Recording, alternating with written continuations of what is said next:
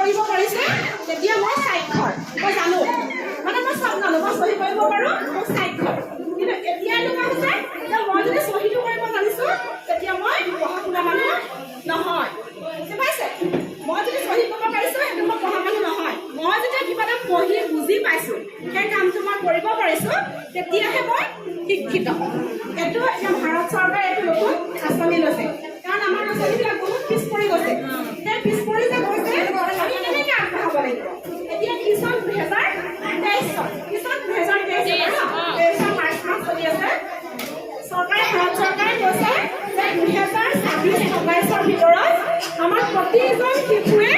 লিখা পঢ়া অংক কৰা নিজৰ মতে নিজে কৰিব পাৰিব লাগিব লিখা পঢ়া পঢ়ি পেলাই বুজি বস্তুটো লিখি অংক কৰিব পৰাটোহে শিক্ষিত হ'ব তেতিয়াহে আমাৰ ল'ৰা ছোৱালী আমি শিক্ষিত বুলি ক'ব পাৰিম FLN মানে হৈছে FLN দুটা ইংৰাজী শব্দ মানে F মানে ফাউণ্ডেশ্যনেল লিটাৰেচি এণ্ড নিউমাৰেচি মানে F মানে অসমীয়াত হৈছে বুনিয়াদী সাক্ষৰতা আৰু সংখ্যা জ্ঞান মানে কি অংক মানে আৰু সাক্ষৰতা মানে কি পঢ়িব পৰাটো বুনিয়াদী সাক্ষৰতা আৰু সংখ্যা জ্ঞান লাভ কৰিব পাৰিলেহে এটা শিশুক আমি সাক্ষৰ মানে সি পঢ়িব পাৰে বুলি ক'ব পাৰিম যেনেকৈ আমি আপুনি পঢ়িব জানেনে মই চহী কৰিব জানো সেই চহী কৰিব জানো যে সেইটো মই পঢ়া নহয় বুজি পালে সেইটো আমাৰ এই সাক্ষৰতা মিছনে সেইটো কথাই কৈছে ধন্যবাদ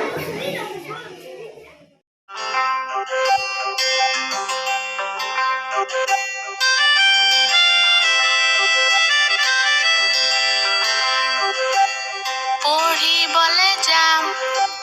শিকিবলে যাম আখৰ শিকি ভাষা বুজি নিপুণ হম আমি জ্ঞানেৰে কৰিম অ আ ক খ গাম আমি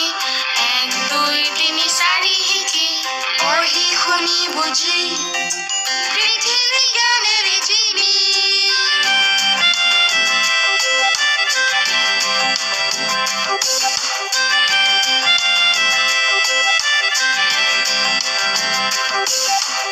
আমাৰ অনিহতে দিশ দৌৰিব আমাৰ অসম আগবাঢ়িব আকাশতে আগান উৰাব